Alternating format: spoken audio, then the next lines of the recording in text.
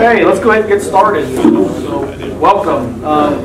Thank you, first of all, Bass Pro Shops, allowing these next 2 weeks at Bass Pro Shops to allow us crappie guys to come in and talk on Crappie Madness. So that's awesome.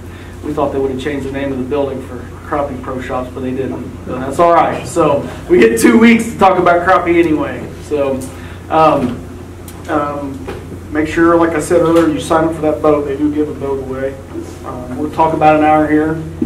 I'll give you an introduction to myself and let Matt introduce himself. My name is Kevin Rogers. I am not a guide. I'm not a fishing guide. I'm a tournament crappie fisherman in the sense that I go all over the country fishing crappie tournaments.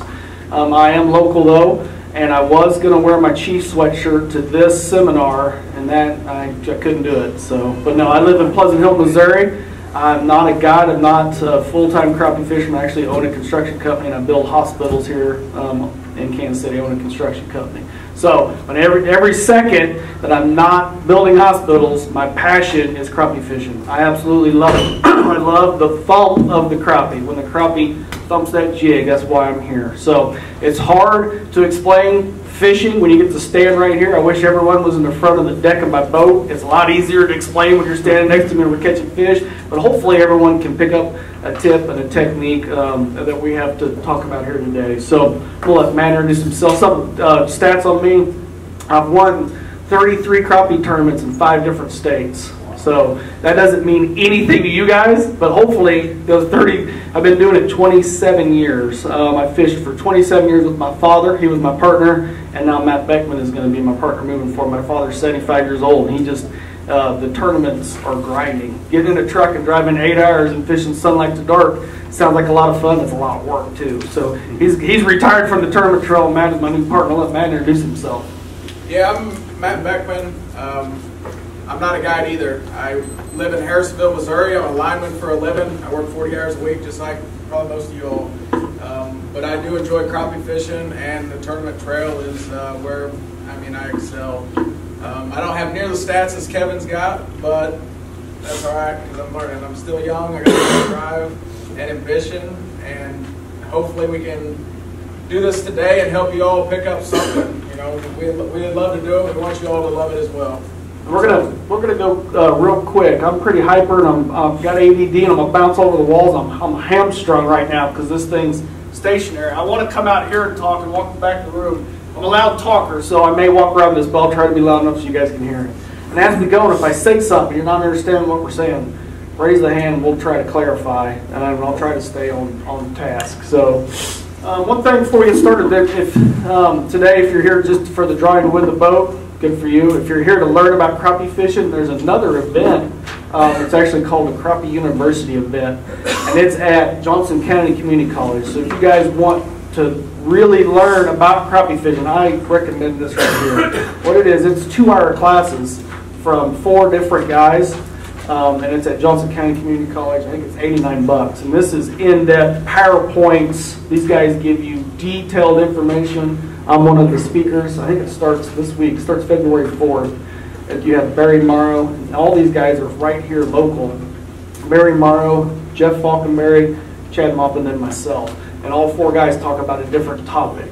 Right? So if you really want to learn about crappie fishing, this is a great way to do it. Has anyone ever gone to Crappie University? Yes. Was it worth the money? Worth $89? It was good.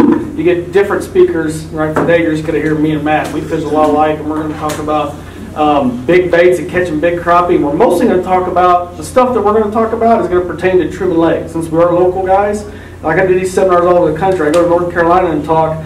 I've never even fished in North Carolina, so I'm talking to people and I have no idea about their lakes. That's kind of hard. I can't even pertain to their local areas. We have, I think I've won at least 15 tournaments on Truman Lake, which is close. Has everyone fished Truman Lake, or at least seen it? And most of the stuff we're going to be talking about pertains to Truman Lake. And the baits that we have designed, the baits we use are for Truman Lake. So it'll pertain to you guys. So, Crappie University. So let's start. Let's talk about some simple stuff. Let's talk about the gear that we use to crappie fish. And this is something that what we're going to talk about is something that everyone can do. What we're not going to talk about today is trolling. Okay, does everyone understand when I'm saying trolling? Last night I kept saying spider rigging, and people had blank looks in their heads and they about passed out. What I meant by spider rigging, does anyone know what spider rigging is? Some of us, but not all. It's trolling out of the front of the boat when you're not holding the rod in your hand. You're slow trolling with 4 poles. It looks like a spider legs out of the front of the boat, okay? That is extremely boring, and we're not going to talk about it. And it's pretty advanced. The stuff we're going to talk about is you have this, our whole gear right here, we're talking about a whopping $70. And this is how I have won over $50,000 using the $70 setup. Okay, so that's what we're going to talk about. Anyone can go do this. The stuff we're going to talk about, this is high-tech cane pole fishing. That is all this is. And the good thing is we have a lake where you can go high-tech cane pole fish, right? So talk about the gear that we use and why we have this long rod and what it's about. So, and know that when we're talking about this long rod, this gear at Truman Lake, Matt and I, and all these tournaments we won, we're fishing the visible standing timber, right? Truman Lake, everyone's seen the trees. Hopefully you haven't totaled your boats on the trees like I have. I've actually totaled boats at Truman Lake. Told a story last night. He has too. Yeah, it's horrible. I said it last night. The worst thing I've ever hit on Truman Lake with my boat was a Suburban. Anybody else hit a Suburban in Truman Lake? I was running down the riprap where it's clear. I've ran there my whole entire life, and I hit something and knocked my motor off. And the lake came down, and there was a Suburban in the front. I hit it. Out of the whole entire lake, I had to hit the Suburban in the water. Anyway, Truman is dangerous because of all the stuff that's in the water. The crappie at Truman live right on that timber, on the structure. So the gear that we're going to talk about, and all the gear, the lures, and everything we're going to talk about is about fishing for Truman Lake and the dirty, dingy water. So that's what we're going to talk about. So let's talk about the gear. Simplistic. That's one of my favorite words. I'll probably say it 500 times in this 1 hour. Simplistic. Very simplistic. We don't make this any harder than it has to be. So this rod is a 10-foot rod. And a lot of people, when I started fishing a long time ago, I'm older than I look. Thank you, Brian. I look good, thank you. We didn't have long crappie poles. They weren't even invented yet. We actually started using fly rods, because fly rods are 8 to 9 foot long. When I started fishing this way, I was using a fly rod. And now, today, we have the same technology and the great gear like the Matt's guys have. So this is a 10-foot rod. And when we troll out of the front of the boat, I use 3 different size rods for all my crappie fishing all over the country. Matt, show them that. I use a little short rod that we've all had, a little crappie rod, an ultralight, a dock rod, whatever you want to call it, right? Hopefully everybody has a short rod with a spinning reel on it. This catches crappie everywhere, right? For casting, holding it in your hand, little dock rod. That's one rod we use. And then when we want to get hand-to-hand combat with these crappie and get down in that gear or in the structure, we use a 10-foot rod.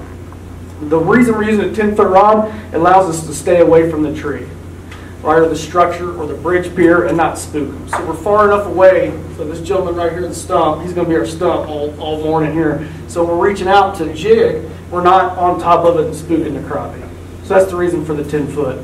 There's a lot of people use 9-foot, 11, 12. I just like a 10-footer. I'm not 400 pounds and 6'7", so I like something that's light, that I don't get fatigue all day. Because when I go all day. I don't go fishing for 1 hour or 2 hours. When I get a chance to go, I hold this rod in my hand all day long, and this 10-footer is lightweight enough that I don't get fatigue. So has everyone used a long crappie pole for crappie fishing? Some of you may not have. Holding that thing out there, I mean, this is our passion. The way these crappie thump this rod it's addicting. It is absolutely addicting to me. That thump, that pow, that's why we're here. That's why I wake up in the middle of the night setting the hook, because of how that crappie hits. So that's why Matt and I prefer jig fishing than trolling.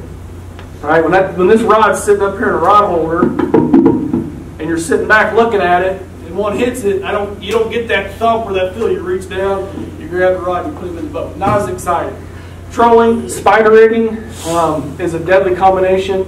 It wins a lot of the crappie tournaments we fish. You go places in the south, they don't have timber in the lakes. It's more of a wide open, and you have to troll or spider rig to win. Does anyone ever spider rig? Trolled a couple of you. Yeah, it's horrible. So it's not as fun as holding the rod in your hand and having the crappie hit. So I've won major tournaments trolling. You have to do it when you go to certain places like Grenada, Mississippi. Has anyone ever heard of Grenada, Mississippi? Right, Grenada, Mississippi is the world's best crappie lake. Hands down, period. There's nothing better for giant crappie. And it's bizarre. It's full of timber, and the crappie don't live on it, ever. Never live on it because it fluctuates so much. The water fluctuates 25 feet in 2 months, and they can't ever stop. The crappie are down there, they're out in the open water moving, and you have to slow troll to catch them. So not every lake is exactly the same, right? Lake Jacomo is not going to be like Truman Lake, right? Lake of the Ozarks is not like Truman Lake. Each lake's a little bit different. You got to figure out how the crappie relate in each of those different lakes, right? So this stuff that we're talking about, this type stuff, we use when we're fishing structure. And the structure can be a bridge pier, it can be a lay down log, it can be a brush pile, it can be trees, mostly trees. I love fishing trees. When I'm not tournament crappie fishing, I go all over the country finding lakes that has the timber still left in them that you can see, and I go try to catch crappie on them. So I've already determined when I retire, if I get to retire, I'm moving to Lake Fork in Texas. Texas is full of lakes, it's full of timber, and the crappie are huge, and they hit like bass, and it's amazing. So I just gave you two things. If you want to go catch giant crappie, if you want to go take a trip to go catch giant crappie, and you want to troll, you go to Mississippi and Grenada. If you want to go jig fish the timber and catch giant crappie, go to Texas. So there's a couple places you go. I've already got off track. You were supposed to keep me on track. I didn't talk about big crappie. But this weapon we have, and I said, I've always said this is cane pole vision. It's all it is. We're just taking this rod, and we'll talk about the reel here in just a second. And we're just, some old timers down in the South call it doodle socking. Has anyone ever heard of doodle socking? They use their little pirogues, which is a canoe and a paddle, and they would take a cane pole out and they would just jig it around the cypress stump down the south. It's the same thing we're doing here, just with the more high-end rod. So it's one pole jig fishing is all we're doing. We call it jigging, dipping, whatever you want to call it. And all we're doing is basically, we're fishing. When we fish this thing, we're fishing with our fingers. We determine, we'll talk about how we determine where to start on your day's fishing. But let's just say crappie are in 8 foot of water. Scientific way to figure out you're fishing 8 foot deep. Let's just say the crappie are 10 foot deep. Very scientific way right here. 10 foot rod. How deep is that? 10 foot. That's how deep we're fishing. That's how scientific it is. When we fish this thing, we're using our fingers. This is how we fish, in and out. We go to this tree right here and we just drop this in the water. This is one pole jig fishing. We're next to that piece of timber, that hedge tree, the cedar tree at Truman Lake, and that's what this 10 foot allows us to do. It allows us to stay away from that tree. That's why we're using this 10 foot rod. So, of course, this 10 foot rod in my hand, that's not sold here at Bass Pro Shops. This is my own signature series. It's lightweight, weighs less than 7 ounces. It's made by Jinko Fishing. That's what I like. Everyone likes something a little different. Some guys, I think they have Sam Heaton's here on sale this weekend. Pretty cheap. It's a good rod. Not as stiff and as lightweight as this one here. I designed this for 25 years. I finally got the rod I want. It's lightweight and stiff. And what I want this pole to do, when we set the hook, when we're fishing these trees and we catch a fish, I do not use a dip net, ever. I swing the crappie right in the boat every single time. I have videos all over Bobby Garland TV. Anybody watch Bobby Garland TV? Thank you. Brian, you watch Bobby Garland TV? I like that. Thank you. So if you haven't, Bobby Garland TV is a good place to go get information as well. We're going to have a lot more beginner type stuff on there for you guys just starting. We'll also have some advanced stuff. But we do not use a dip net when we swing the crappie right in the boat. We'll talk about how we do that. But that's what this 10 foot rod is designed for. I've never broke one boat flipping a crappie, ever. They just don't break. They break when you step on them, or if you shove them in a car door, right, like everybody else, they break out. Where the old cleat on the boat, how many rods have been broke on that thing? Yeah, that's how you break them. That's what this thing's designed for. So it's 10 foot. It's got micro eyelets. Again, we're not casting, we're not throwing buzz baits or spinner baits. We're jig fishing with it. We're just putting this jig in next to this piece of cover, and then we're going over here. This is how we fish all day long. And the reel that we use is very, again, simplistic, one of my favorite words. It's a $24.99 reel. It's a Bass Pro Shop brand. and it does one thing for me. It holds the line. That's all it's doing, right? I almost don't even need a reel. When we're fishing this style, we're not fishing any deeper than 15 foot down, right? Which 15 foot is about right there. And I can still use my fingers. So what I'm saying, I'm not reeling the crappie when I catch him. When I get hit, I'm just pulling this line back and putting them in the boat. Everyone follow along with that? That's why we use this very inexpensive mini reel. And then again, it's 24 bucks over here. This one's metal. They make them in plastic. I quit. Matt finally convinced me to quit using the plastic ones. The plastic ones, the gears would strip out so bad we'd throw them away. But the other style reel that everyone's used to is a spinning reel. And you can use that on here. And the only time we'll use a spinning reel on this jigging rod is if the crappie are deeper than 15 foot. Because then you do have to reel them up to get them in. If I can't use my fingers, I've tried it, put the line in my mouth and everything else, reel it up. We're not that deep.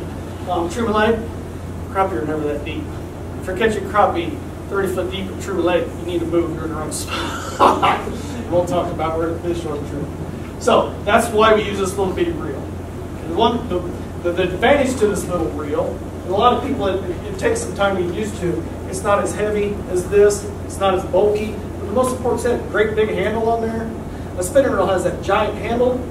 So when I'm doing this finger fishing, that handle, every time I drop it, it would get caught on the handle. Right, so that's why I just don't like the spinning reel. But most folks use this that way. This is not a whole, I'd say the majority of folks use a spinning reel doing this. So the most important piece to me out of this setup when you're fishing is the line. Right? You cannot catch what you can't feel. We use 100% braid every time we go jig fishing. Braid is the #1 key to our jig fishing. When there is a rod in our hand, we have braid on our rod and reel. Braid is the most sensitive thing in the world. You can feel, we pitch this thing in, I can feel it for cedar tree, it has all these limbs on it. I can feel the jig hit every limb on the way down. Right? Anyone not used braid before? Crappie fishing? Try it. It's absolutely amazing. So what pound? What pound? There you go. Great question. We're using, we're going to pass it around right here, and we don't even get paid to say this. This is just what I use. We're using 15-pound braid. Yeah, 15 pound. You're like, holy, that's like bass stuff, right? It's only 4-pound diameter. So you get the strength of a 15-pound mono in a 4-pound diameter. So, and we're using a spider wire. It's white in color, and you can't see it good in here, but when you're in the sunlight, it shows up real well. My father, like I said, one of my partners, 75 years old, he can see it above. When you pitch this out there, you can see the line, right? So it shows up really good in the sunlight. But there's a ton of braids. There's Power Pro. This one's pretty expensive, the one we use. I just like the way it feels in my hands. You gotta like the feel of your line because it's gonna be in your hands all day long if you're doing this jig fishing. Everyone following along? Okay. Important to be able to see. A lot of people use the high vis, yellow and green and all that. That's fine too. If you're starting out crappie fishing, I would suggest you have a high vis line on there, like a green or a yellow or something. Because something we find when we're fishing these lures and we're coming up to that cedar tree, we like to pitch it and fall back to the boat. Boom! A lot of those crappie will hit it on the fall. Everyone ever experienced that? I love it when they do that. It is a blast. I caught the carpet. So that line, if you watch your line, I watch my line all day long. I'm never doing this. I'm not talking about, hey, what's for lunch, Matt? Right, I'm doing this. I never do that. Constantly looking at my line, right? Because you can't catch a fish if you don't set the hook. I can't believe how many people I take fishing. I do a lot of charity things, and I take people out and raffles and stuff like that. They'll be next to me, and then I'm watching their line as they're fishing. I'm like, set the hook! And they've got a crappie swimming all the way across the lake, and they don't even know it because they're not paying attention to the end of the rod. That crappie's already ate it, it's already digested it, and they ain't even set the hook yet. Right? So the worst thing you can do, I should have took the hook off of that. I might get a bill for fixing the carpet. Worst thing you can do is not set the hook. Right? I won't make fun of Bill Dance, but these old time bass guys on all the shows you watch, they have a worm on, they go, oh, I got a bite. What are you doing? Oh, I got a bite. It's not in his hands. Right? He doesn't have it in his hands. Fish don't have hands. It's in his mouth. Set the set the hook.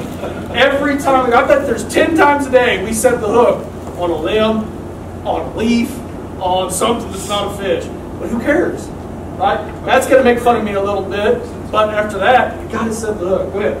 So hook sets are free. They're free. Hook sets are free. Set the hook. So that's something, and that's something we see a lot with people that aren't used to fishing, not watching their line. I'd say, especially in the morning time on Truman Lake, when you have a pattern and you have found the crappie or 10 foot down the day before you're fishing, you found them 10 foot down in 15 foot of water, you go out the very next day and go fishing. A lot of the times those crappie, first thing in the morning, up higher in the water column. So you're fishing 10 foot down and you're pitching it in there, and each time you're getting hit at 5 foot because they're up higher in the morning time, right? So if you've caught 3 crappie in a row at 5 foot, where should you start fishing? Pretty scientific. I'd start fishing at 5 foot. Yes, sir. When you set your hook on the limb, do you go ahead with that strong line, bend the hook and get it out, or do you cut the line? We'll try to get it out. That's when you get hung up, right?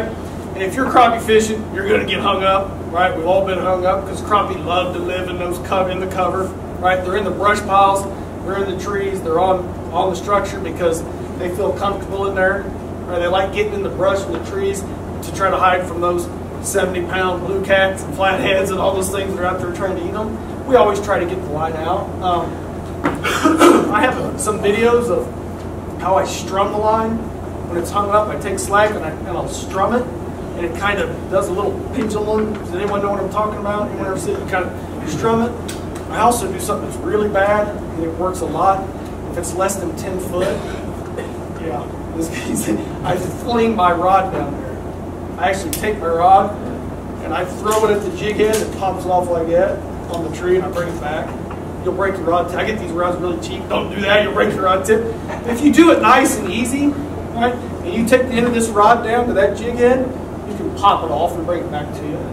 The last thing you want to do when you get hung up is just start doing this. Right? That's what everyone wants to do.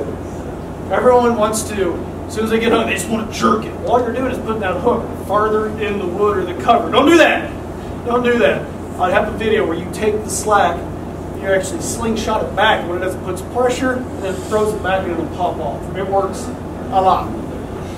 Hey, of all the trees down there, Truman, how do you know which one to go to? Which ones do we know to go to? That is a great question. She's asking about the tree types. Let's talk about that. That is a great question. Yeah, but all you're going to see is brown stump. How are you going to know what tree it is? There's another good question. She's got 2 good questions. All those trees at Truman, which ones to fish, what tree types? And Matt, you want to talk about tree types real quick? Let's let him describe to you. There are different tree species. Okay? When you look at Truman, you go, well, that's all trees. Of course they're all trees. They're different species trees. That is the pattern on Truman Lake. You have to learn, and I wish we had a PowerPoint up here, of the different type trees. Talk about, come here and talk about this. Yeah, you got probably 4 main different species of trees on Truman Lake. You've got hedge trees, bodart trees, whatever you want to call them. They're woolly. They've got multiple limbs on them. Hedge apple. Yeah. Green hedge apples in your yard. Locust tree, whatever you want to call it. Yeah. That's number 1. That's one of them. And then you got cedar tree, which is just like a Christmas tree. They're going to look exactly like a Christmas tree, except for without any green needles on them. You're going to have an oak tree. You're going to have to learn the difference between an oak tree and like just a softwood tree, like a doty tree or some ash or something like that. So, and then you've got just a regular old, black stump that's just going to be, nothing. It's not going to have no limbs on it or nothing. So that's no good. Those are usually no good, yeah. And those are the softwoods, like Matt said. Those are the ones at this time, how old Truman Lake is, most of those have already deteriorated and are gone. So the ones we're describing are actually hardwoods, right? Does anyone ever try to cut a hedge tree with a chainsaw? It's like cutting kryptonite. That thing is so hard, and the crappie love them. If you can find a hedge tree, you need to know what a hedge tree looks like in the water. You know what it looks like up on the bank.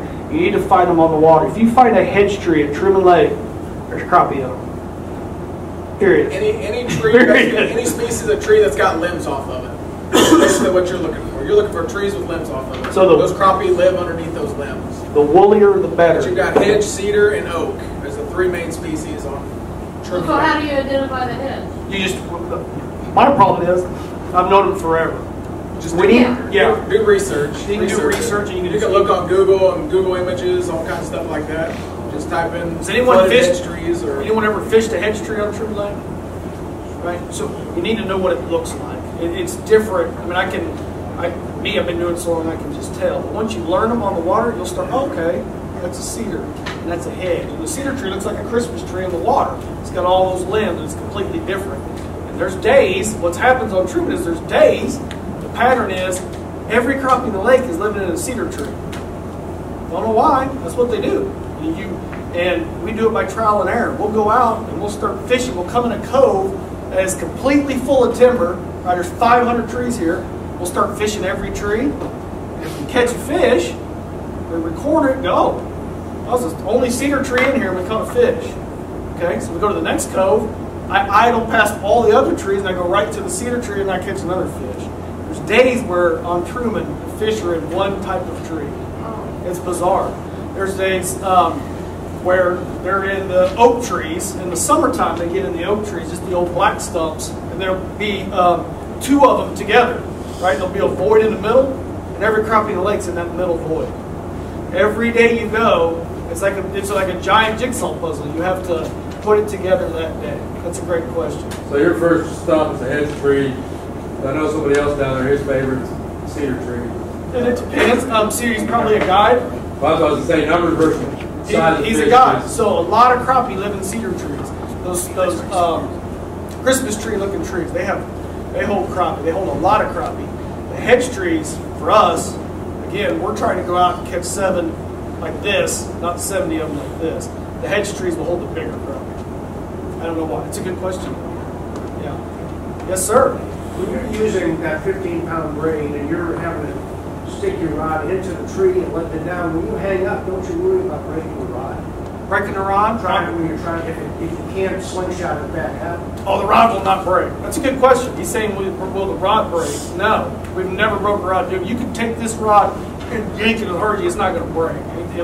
The line will break before the rod. whenever you're jamming it. Oh, when you're jamming it down like this, is that what you're saying? No, I mean, like if you have to stick the rod into the tree and you're letting it down. Oh, yeah, I'm fishing here. Yeah. And there's a limb above me? There's a limb above. Yeah, of course you break your rod. So he's saying, nasty woolly tree, good example. I wish we had videos. You stick this thing in there and it goes down the cedar tree and there's like 5 limbs above it. And it's time to set the hook. Set it with your fingers.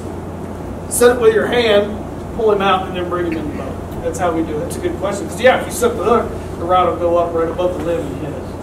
Good question. Good question. So the trees are very important because it's a pattern every single time we go out. You got to know. You don't need to become a botanist and have a greenhouse, but you need to know the different type of trees that are on the lake because it will help you catch more fish for sure. So there's days that we'll run around and we'll just look for a certain type of tree because that's what it seems to be where all the crappie are at, right?